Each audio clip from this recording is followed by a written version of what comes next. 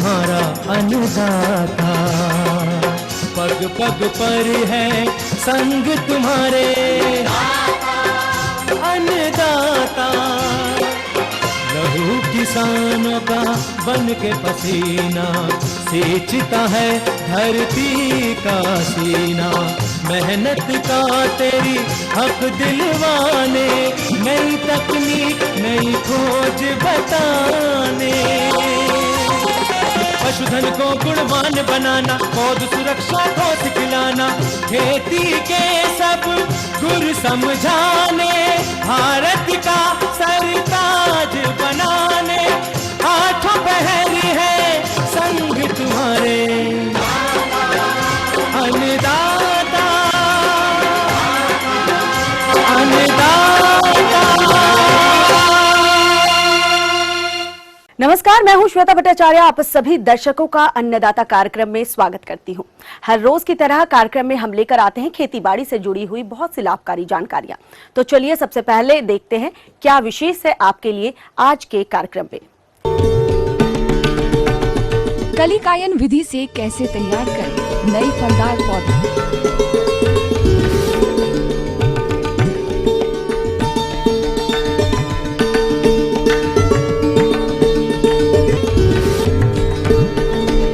घरों में लगाए जाने वाले पौधों के रखरखाव पर जानकारी।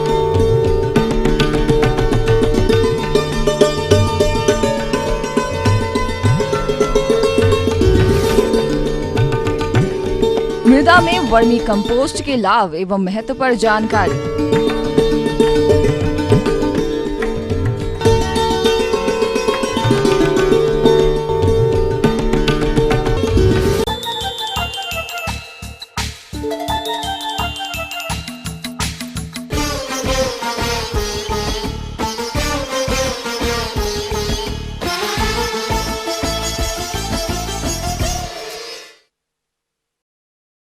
आज के इस आधुनिक युग में लोगों का रुझान शहरीकरण की तरफ बढ़ रहा है, जिसके परिणाम स्वरूप जंगलों का क्षेत्रफल घट रहा है। वातावरण का संतुलन बनाए रखने के लिए घरों में कौन कौन से पौधे लगाएं ताकि हम वातावरण के संतुलन की समस्या को कुछ कम कर सकें। इस विषय पर विस्तृत जानकारी दे रही हैं डॉक्टर यशवंतराव परमार, औद्योगिक खिम वानिकी विश्वविद्यालय नौणी सोलन फूल विज्ञान विभाग की एक वैज्ञानिका डॉक्टर सुमन भाटिया।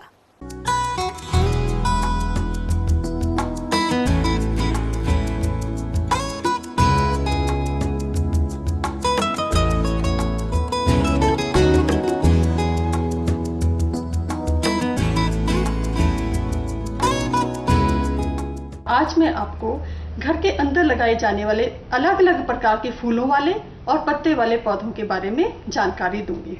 जैसे कि आप सब समझ रहे हैं कि आजकल लोग शहरीकरण की तरफ ज़्यादा जा रहे हैं, हमारे पास फॉरेस्ट एरिया कम होते जा रहे हैं, पेड़ पौधे कम होते जा रहे हैं। तो आजकल लोग क्या कर रहे हैं कि वो घरों के अंदर ही पौधे लगाते हैं ताकि वो उस हरियाली की सुंदरता भी देख पाए और साथ में साथ एनवायरनमेंट जो हमारा घर के अंदर का जो वातावरण है उसको भी स्वच्छ रख पाए। तो मैं ये बात जरूर बताना चाहूँगी कि जो अंदर पौधे लगाए जाते हैं वो सिर्फ सुंदरता के लिए ही नहीं लगाए जाते, बल्कि इसका असली रोल वो है कि ये पॉल्यूशन को भी कंट्रोल करते हैं। कुछ हमारे पास ऐसे पौधे भी हैं जो पॉल्यूशन को, जैसे कार्बन डाइऑक्साइड होगी, कार्बन मोनोऑक्साइड होगी, कुछ ऐसी गैसेस हैं जो हमारी हेल्थ के लिए बहुत ही इंजूरियस हैं, उन गैसेस को भी वो कम करता है। और कुछ ऐसे पौधे बताएंगे जो आप घरों में आसानी से लगा सकते हैं और उन पौधों को किस तरह से लगाना चाहिए, किस तरह के उनके लिए हमें गमले चाहिए, कौन से पौधे चाहिए, उनका मिक्सचर किस तरह से बनाना है, तो वो सब जानकारी हम आपको देंगे। हमारे पास दो प्रकार के पौधे होते हैं। कुछ ऐसे पौधे हैं जिनको कि डायरेक्ट सनलाइट की आवश्यकता होती है और कुछ ऐसे पौधे हैं जिनको बहुत कम सूरज की रोशनी चाहिए। तो इस बेस पे हम पौधों को अलग अलग जगह में रखते हैं। जैसे कि कुछ पौधे ऐसे हैं जिनको हम खिड़कियों के पास, जहाँ पे पूरी रोशनी है या आपकी बालकनीज है, वहाँ पे रखते हैं। कुछ पौधे ऐसे हैं जिनको हम अंदर रखते हैं जहाँ पे बहुत कम रोशनी की आवश्यकता होती है। तो इस तरह से इसी बेस पे हम जो है पौधों को दो प्रकार से बांट लेते हैं। आमतौर पे जो पत्ते वाले पौधे हैं वो अंदर में आराम से लगाए जा सकते हैं, लेकिन जो आपके फूलों वाले पौधे हैं उनको थोड़ी सी रोशनी की आवश्यकता होती है, उनको हम बाहर बालकनीज में लगा सकते हैं। तो इस तरह से हम पौधों को डिवाइड करते हैं। जैसे कि आप देख रहे हैं ये मनी प्लांट है और आमतौर पर शायद सभी सभी लोगों ने ये पौधा अपने घरों में देखा होगा, लगाते हैं लोग। तो आपने देखा होगा कि अगर हम इस पौधे को अगर डायरेक्ट सनलाइट में डाल दें तो इसके पत्ते सूख जाते हैं, इसलिए इसको हम अंदर लगाते हैं। तो इसी तरह से हम हमारे कुछ और भी गमले पौधे होते हैं जिनको कि हम अंदर ही लगाते हैं। अगर हम उन्हें बाहर ले जाएंगे, जैसे कि आप ये देख रहे हैं इस पौधे को, ये एग्लोनिमा है, ये भी सेम इसी कैटेगरी वाला पौधा है जिनको कि हम अंदर ही लगाते हैं। अगर हम इन्हें बाहर डायरेक्ट सनलाइट में लगाएंगे तो ये पौधा जो है हमारा मुरझा जाता है। तो जैसे कि आप देख रहे हैं ये पौधा, ये शेफलेरा है और ये ऐसा पौधा है कि ये पूरा साल इसी तरह से हरा रहता है। और इस पौधे को हम आमतौर पे घर के अंदर ही लगाते हैं, और अगर बाहर भी लगाना है तो डायरेक्ट सनलाइट में ना लगाएं, और इसको आप बाहर की बालकनीज में भी रख सकते हैं और ये पूरा साल इसी तरह से रहता है। अब हम बात करेंगे कि जिन गमले पौधों के बारे में हमने अभी आपको जानकारी दी, अब इन पौधों का रख रखाव किस तरह से किया जाए, इन पौधों के लिए हमें किस तरह के गमलों की आवश्यकता है और उन गमलों में किस तरह का मिक्सचर हमें लगाना चाहिए और पौधा किस तरह लगाना चाहिए, तो उन चीज़ों के बारे में हम अब बताएंगे। कि आप देख रहे हैं इसमें हमारे पास दो तरह के गमले होते हैं, प्लास्टिक का गमला भी होता है जैसे आप देख रहे हैं ये, और मिट्टी के गमले भी होते हैं। तो इस चीज़ का ध्यान रखना है कि इसमें जब आप मिक्सचर डालोगे तो सबसे पहले इन गमलों में इस तरह के छेद होना बहुत आवश्यक है। अगर ये छेद नहीं होंगे तो जब हम इन गमलों में पानी देंगे, जब पौधों की सिंचाई करेंगे तो वो पानी गमले में इकट्ठा हो जाएगा और पौधों की जड़ें सड़ जाएंगी।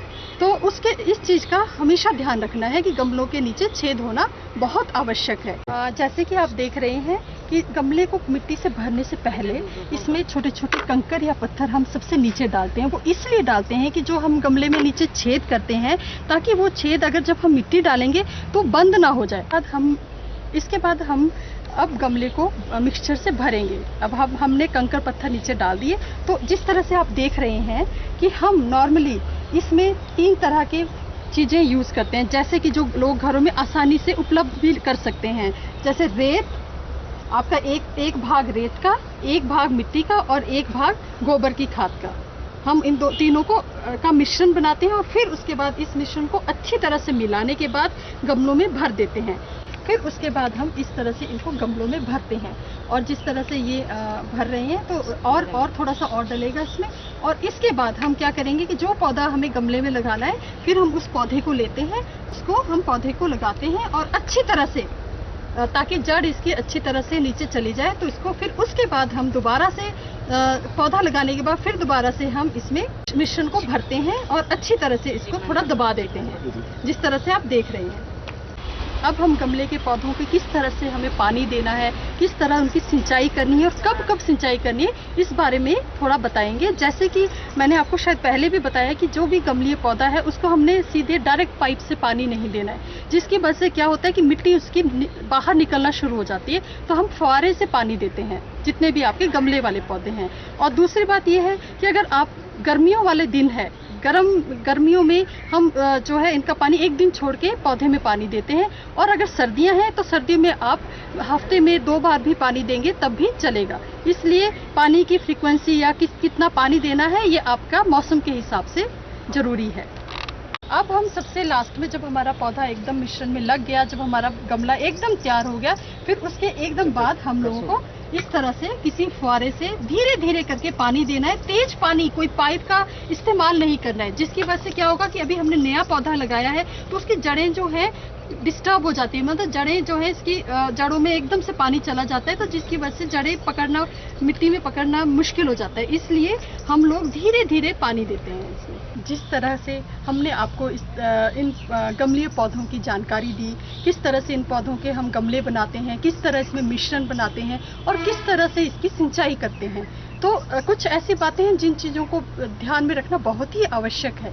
जैसे कि जब आप पौधा लगा देते हैं उसके बाद कुछ ऐसा होता है कि पौधे के नीचे वाले जो पत्ते हैं वो पीले पड़ जाते हैं, तो हमें समय समय पर वो पीले पत्तों को निकालते जाना है। और उसके बावजूद इवन कई बार क्या होता है कि आप देखेंगे आमतौर पे तो इन पौधों में बीमारियां कम आती हैं घरों में, लेकिन अगर आपको लगता है कि उसमें कोई बीमारी आ रही है या कोई फंगस लगी है या कोई इंसेक्ट है, तो आप क्या है कि कोई भी फफूंदनाशक या कीटनाशक दवाइयों का छिड़काव भी समय के साथ कर सकते हैं। लेकिन मैं तो यही कहूँगी कि अंदर वाले पौधों में इन चीज़ों का कोशिश करें कि कम से कम इस्तेमाल करें।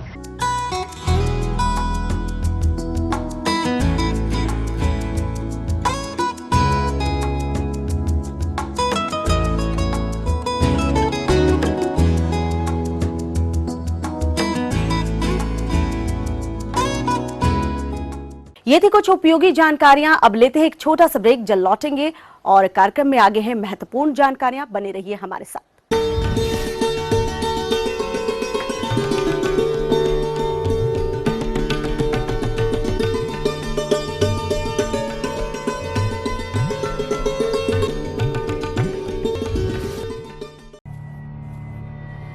कला,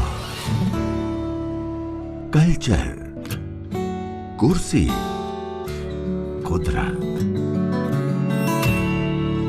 थोड़ा और करीब चलिए, महसूस करिए अपना हिमाचल हमारे साथ।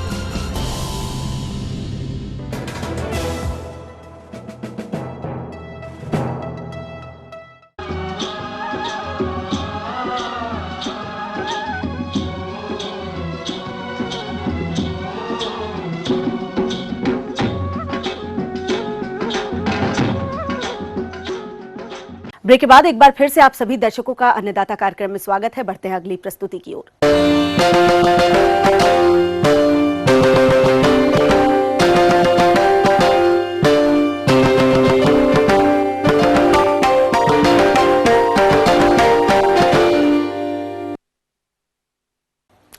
आजकल फसलों से अधिक उत्पादन के लिए विभिन्न प्रकार के रासायनिक उर्वरकों का प्रयोग किया जाता रहा है, जिससे कि उत्पाद की गुणवत्ता और मृदा पर विपरीत प्रभाव पड़ता है। हमें जैविक खादों का प्रयोग करना चाहिए ताकि भविष्य में मृदा उपजाऊ बनी रहे। इसलिए वर्मी कंपोस्ट बनाने की विधि, महत्व और अपने अनुभवों पर जानकारी दे रहे हैं एक प्रगतिशील किसान पवन कुमार। मैं गौपालन करता हूँ, गौसेवा करता हूँ, साथ में केचुआ पालन का भी स्वरोजगार खोल रखा है हमने, जिसके वजह से हम वर्मी कंपोस्ट और केचुआ खाद तैयार करते हैं, जो ज़मीन के लिए बहुत ही अच्छी चीज़ है। वर्मी कंपोस्ट दुनिया की सबसे उत्तम खादों में गिनी जाती है। वजह यह है कि वर्मी कंपोस्ट जैविक खाद में आता है, और जैविक खाद का मतलब होता है वो खाद जिसमें जान हो, जिसमें जीवन हो। दुनिया में कोई भी ऐसी खाद नहीं है जिसमें जान है या जीवन है। वर्मी कंपोस्ट केचुआ द्वारा तैयार किया हुआ खाद होता है, जिसमें सूक्ष्म पोषक तत्व के साथ हजारों लाखों करोड़ों बैक्टीरिया भी होते हैं, जो जब जमीन में दिया जाता है तो जमीन को जान देते हैं या जीवन देते हैं, जो जमीन हमारी यूरिया डाई डीएपी से मर चुकी है। दूसरा सबसे बड़ा लाभ ये है कि जब हम वर्मी कंपोस्ट को खेतों में डालते हैं तो वर्मी कंपोस्ट के साथ उसके केचुओं के अंडे या केचुओं के छोटे बच्चे भी खेत में जाते हैं, तो केचुओं की संख्या बढ़ती है। कहते हैं केचुआ किसान का सबसे बड़ा मित्र होता है, दोस्त होता है, या धरती माँ का सेवक होता है। जिस खेत में केचुआ है वो खेत जिंदा है। जिस खेत में केचुआ मर गया है, और मरा किससे है, जितना भी रासायनिक खाद डाला गया है उसके वजह से सारे केचुए मर जाते हैं। अब केचुओं का क्या महत्व है इस वर्मी कंपोस्ट के परिप्रेक्ष्य में? कहते हैं कि केचुआ ही एक ऐसा जीव है जिसके जो खाता है तो कुछ ऐसा पेट में उसको एंजाइम है या जो भी है, जो धरती को 17 एलिमेंट जो चाहिए धरती को जिंदा बनाने के लिए, तो वो एडिशनल जो 2 एलिमेंट है वो केचुओं के पेट से ही आता है। दुनिया को कोई खाद नहीं है जो 17 एलिमेंट एक साथ खाद जमीन को दे पाए, लेकिन केचुआ है जो पूरा कंप्लीट खाद, कंप्लीट उर्वरा शक्ति, कंप्लीट एलिमेंट धरती माँ को प्रोवाइड करवाता है। इसको तैयार करने का जो विधि है, हम पहले पिट बनाते हैं, शेड बनाते हैं, क्योंकि केचुआ को धूप नहीं चाहिए, उसको छाया चाहिए जहाँ पे ये काम करना है। तो या तो बगीचे में ये सेटअप स्टार्ट किया जा सकता है, या छप्पर डाला जा सकता है, या टीन शेड बनाया जा सकता है। जो भी किसानों को सहूलियत हो उसके अनुसार ये शेड बना लें। उसके बाद से किसी भी डायमेंशन का जिसमें किसानों को लगे, या जो किसान जिसमें कंफर्टेबल फील करे उसके हिसाब से अपना पिट बना ले। लंबाई चौड़ाई कुछ भी रह सकता है, जिसमें कि उन लोगों को निकालने में, खाद निकालने में, वो खाद डालने में, गोबर डालने में कोई दिक्कत ना हो। इसको कोई फिक्स्ड डायमेंशन नहीं है, कुछ भी डायमेंशन बनाया जा सकता है, जो मेरा पर्सनल अनुभव है। उसके बाद से क्या करते हैं कि हम लोग जो गाय का गोबर होता है या कोई भी सड़ा गला चीज़, गाय के गोबर जो कच्चा है वो नहीं डालना है इसमें। आधा सड़ा के गाय का गोबर डालना है, या भैंस का गोबर है, चाहे कुछ भी है जो जैविक हो, जो सड़ा हुआ हो, वो डालते हैं इसमें। पूरा पिट को हम लोग लेयर बाय लेयर गोबर डाल देते हैं। उसके बाद से जब पूरा ये कंप्लीट हमारा सेटअप बन जाता है, गोबर आ जाता है, फिर केचुआ, जिसमें केचुआ का हम लोग संख्या निर्धारण करते हैं। जितना अधिक केचुआ हम डालेंगे उतना ही जल्दी खाएंगे, तो वो निर्भर करता है कि किसान कितना डालता है वो उस पर। तो केचुआ इसमें हम डाल देते हैं। उसके बाद से इसमें नमी बरकरार रखते हैं, और नमी इतना बरकरार रखते हैं कि केचुआ को सहूलियत हो कि वो मरे ना। 20 से 25% नमी या 15% नमी इसमें रखने की कोशिश करते हैं। हम आपको दिखाएं कि देखिए यही केचुए हैं, ये अपना इंडियन या देसी केचुए नहीं है, इंपोर्टेड इटालियन केचुए हैं जो स्पेशली गोबर में ही जिंदा रहते हैं। गोबर खाते हैं, वर्मी कंपोस्ट बनाते हैं और खुद भी मर के बाद में कंपोस्ट खाद बन जाते हैं। तो इनका गोबर में सर्वाइव करना और उसके बाद जब मिट्टी में जाते हैं उसमें भी सर्वाइव कर जाते हैं, जिससे खेतों में केचुए की संख्या बढ़ जाती है। तो एक बार गोबर डालने के बाद से लगातार इसमें नमी बरकरार रखते हैं हम लोग लगभग 2.5 से 3 महीना, और पूरा कंप्लीट खा लेते हैं। उसके बाद से फिर 15-20 दिन के लिए हम लोग नमी देना छोड़ देते हैं कि थोड़ा सा ये ड्राई हो जाए, क्योंकि चालने में फिर आसानी होता है। उसके बाद से फिर लेयर बाय लेयर उठा के हम लोग उस मशीन में चालते हैं। ये हमारा इंटेक पोर्ट है जहाँ से हम खाद डालते हैं, जैसे कि खाद कुछ पड़ा ही हुआ है, और वहाँ से चलाने का काम किया जाता है। जब ये मोशन करता है तो ये जाली लगी हुई है, जिससे कि हमारा वर्मी कंपोस्ट का जो छोटे छोटे जो खाद है वो तो छन जाता है, लेकिन जो बड़ा मटेरियल है चाहे जो अभी खाए नहीं हैं वो भी बाहर आ जाता है। और साथ में जो केचुए होते हैं, बच्चे तो या अंडे तो आ जाते हैं इसके तरफ से, लेकिन जो एडल्ट केचुए हैं, बड़े केचुए हैं, जो वेस्ट मटेरियल वो बाहर निकल जाता है उस साइड से, और वो दोबारा प्रोसेस में आने के लिए तैयार होता है। वो जब भी नेक्स्ट टाइम हम पिट में गोबर या सड़े गले चीज़ें डालते हैं तो यही केचुआ उसमें डाल के फिर वो प्रोसेस किया जाता है, जिससे कि हमारा वर्मी कंपोस्ट तैयार हो जाता है। और वो जो वर्मी कंपोस्ट का फाइनल प्रोडक्ट है उसको तैयार करके बोरे में पैक करके जो एंड यूजर से उनको भेज दिया जाता है, उनको यूटिलाइज करने के लिए, धरती में डालने के लिए।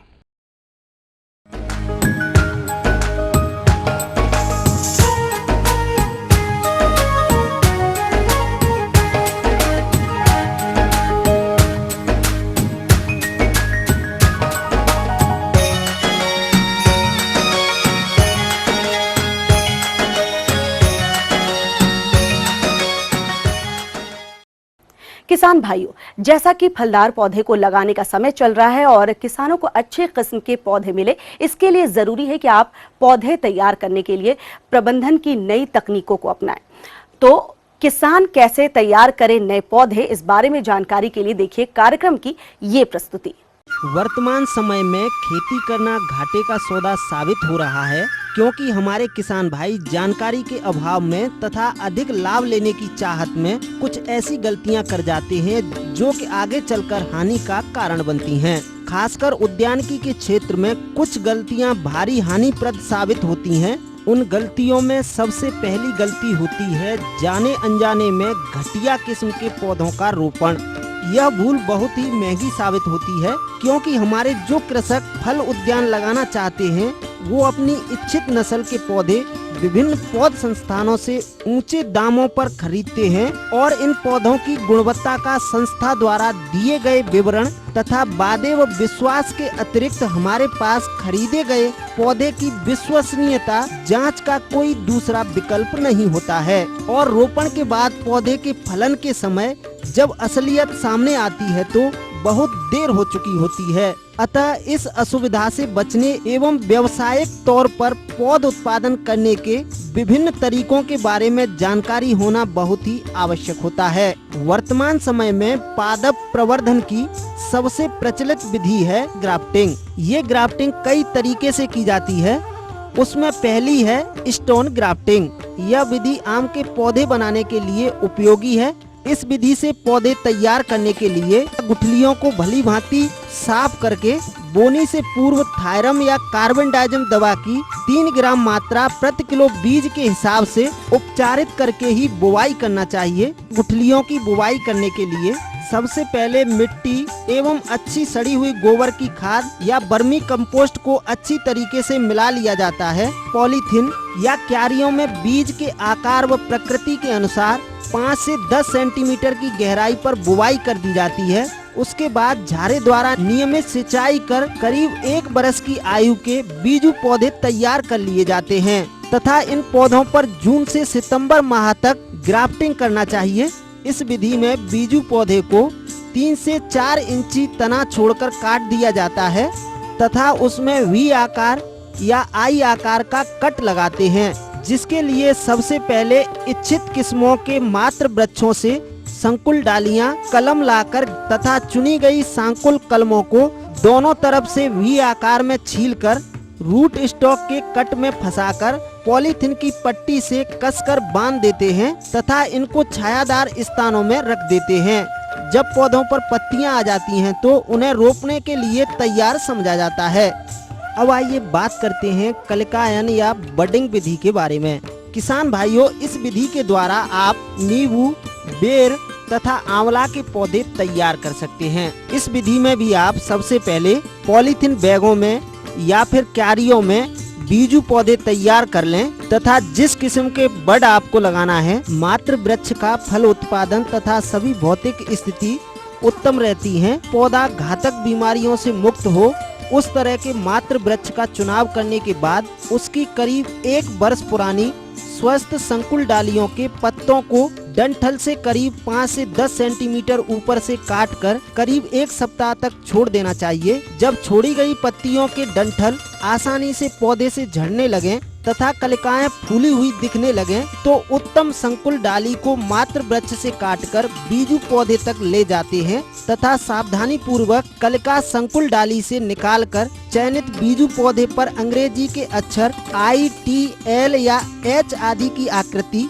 जो भी उपयुक्त लगे छाल पर वर्डिंग नाइफ की सहायता से कट लगाकर उसके पिछले हिस्से में लगी चिप से कलिकाओं को ढीला करके निकाली गई कलिका को उसमें अच्छी तरह समायोजित करके पॉलीथीन की पट्टी से कसकर चारों तरफ से लपेटकर बांध देना चाहिए तथा बांधते समय यह ध्यान रखें कि बड़ या कलिका खुली रहे। इसके बाद पौधे की अच्छी तरह से देखभाल करते रहना चाहिए। जब कलिका फूटकर एक टहनी का रूप लेने लगे तो रूट स्टॉक की कलिका को थोड़ी ऊपर से काट देना चाहिए।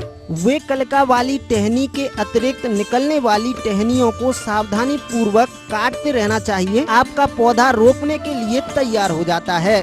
इस तरह से किसान भाई अपनी इच्छित किस्मों के नए पौधे तैयार करके फल उद्यान लगाकर या फिर उनको बेचकर अच्छा लाभ प्राप्त कर सकते हैं। आगे और भी है कुछ रोचक जानकारियां, पर यहाँ पर रुकेंगे एक और कमर्शियल ब्रेक के लिए। जल्द हाजिर होते हैं।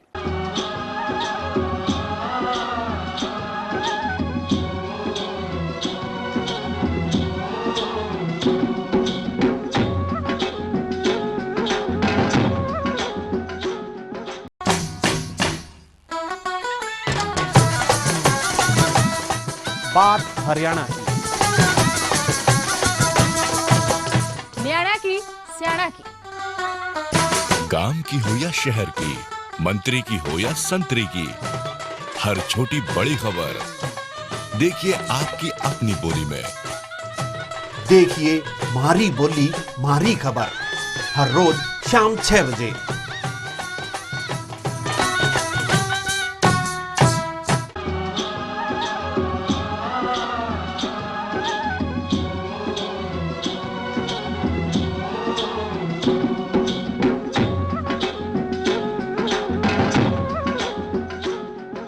ब्रेक के बाद आप सभी दर्शकों का स्वागत है। चलिए अब रुख करते हैं अगली कड़ी की ओर।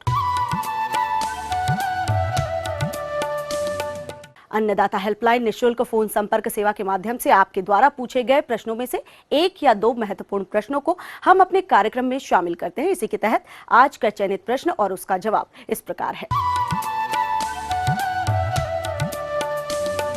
किसान भाइयों, देखिए ये सोयाबीन की फसल अब ये करीब 30 से 35 दिन की हो गई है और इसमें खरपतवार पनप रहे हैं। खरपतवार इसमें दिखाई देते हैं तो उसको तुरंत उसको वीडिंग करा दी जाए और इसी के साथ साथ उसमें अगर वीडिंग नहीं हो पा रही है तो परस्यूट प्लस एक पोस्ट इमरजेंसी वीडीसाइड है, उसका 1 लीटर 1 हेक्टेयर में उसका छिड़काव करवा दें और वो उससे खरपतवार नियंत्रण हो जाएगा। दूसरा ये है कि जहाँ अधिक पौधे हैं उसको धीरे धीरे मतलब उसको सबको जो उसको थिनिंग करा दी जाए, जिससे ज़्यादा उससे बढ़वा रुक जाती है, अदरवाइज़ उसको थिनिंग करा दी जाए फ़िलहाल इसको। देखिए सोयाबीन में फूल आने की अवस्था में और फलियों में जब दाने बनते हैं वो स्टेज बड़ी क्रूशियल स्टेज है और यदि पौधे में यदि खेत में नमी की कमी है तो उस अवस्था में कम से कम इरिगेशन देना बहुत अति आवश्यक है। लगातार बरसात होने से कभी कभी खेत में पानी रुक जाता है, तो ऐसी अवस्था से बचने के लिए खेत से पानी निकालना अति आवश्यक है, क्योंकि इसकी जड़ों में गांठें बन रही हैं और ये गांठें अधिक मॉइस्चर होने से प्रभावित होती हैं और पौधे को जो नाइट्रोजन की आवश्यकता है उसमें कमी आ जाती है और पौधा पीला पड़ने लगता है। तो पानी निकालना अति आवश्यक है और उसमें नोडुलेशन होने से नाइट्रोजन की आवश्यकता पूरी होगी और इसकी बढ़वार भी अच्छी बनी रहेगी। और तीसरी बात यह है कि अब आने वाले समय में सूंडी का प्रकोप बढ़ जाएगा, जिसको हेरी कैटरपिलर बोलते हैं। तो उसके लिए वो अभी अंडे देंगे, पत्ती के नीचे अंडा देता है और उससे यह है कि वो सब उसके बाद लार्वा निकल के और उसमें कॉलोनी बना लेते हैं और पत्ती को छलनी कर देता है वो। तो उसकी रोकथाम के लिए थायोडॉन और मेटासिस्टॉक 0.25% का घोल बनाकर इसमें छिड़काव करें जब वो दिखाई देने लगे। और उसका सबसे अच्छा तरीका ये है कि जिस पत्ती के नीचे वो कॉलोनी बनाकर रहते हैं या जहाँ दिखाई दें उस पत्ती को तोड़कर और उसको या तो गाड़ दें या मसल दें नीचे। यहाँ की प्रमुख बीमारी है उत्तर भारत में येलो मोज़ेक वायरस, पीला विषाणु रोग। यह एक सफ़ेद मक्खी के द्वारा फैलता है और उससे सभी पौधे पीले हो जाते हैं और उससे लगभग 20 से लेकर 80% तक यील्ड में उसकी उपज में प्रभाव पड़ता है। तो उसका अच्छा कंट्रोल है कि थायोडॉन और मेटासिस्टॉक इनका घोल बनाकर उसका छिड़काव करें।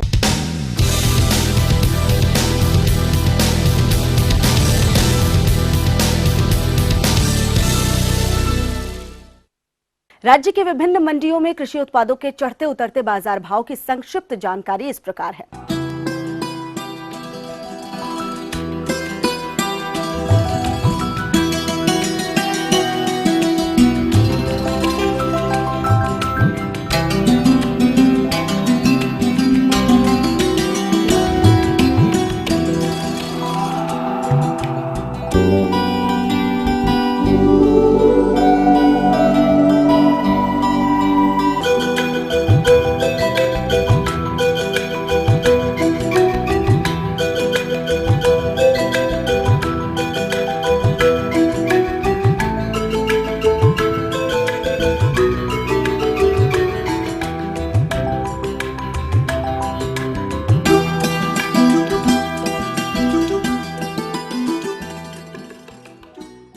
अब आइए देखते हैं कल दिखाए जाने वाले कार्यक्रम की मुख्य झलकियां। अधिक उत्पादन हेतु अरहर की फसल में किए जाने वाले कार्य। हम ये उम्मीद करते हैं कि आज का कार्यक्रम आप सभी दर्शकों के लिए उपयोगी रहा होगा। किसान भाइयों, अन्नदाता आपकी सेवा के लिए संकल्परत है। कृषि संबंधित समस्या एवं सुझाव के लिए आप हमें इस पते पर संपर्क भी कर सकते हैं। प्रोड्यूसर अन्नदाता ETV Haryana Himachal Pradesh, Ramoji film city, Hyderabad 501512। साथ ही आप हमें ईमेल भी कर सकते हैं। हमारा ईमेल एड्रेस है annadatar.hp@etv.co.in। और इसके अतिरिक्त आप हमें निःशुल्क हेल्पलाइन नंबर 180010845999 पर सुबह 10 बजे से शाम 4 बजे के बीच में संपर्क भी कर सकते हैं। फिलहाल अन्नदाता की पूरी टीम को दीजिए इजाजत। कल फिर इसी वक्त आपसे मुलाकात होगी कृषि संबंधित कुछ और रोचक जानकारियों के साथ। नमस्कार।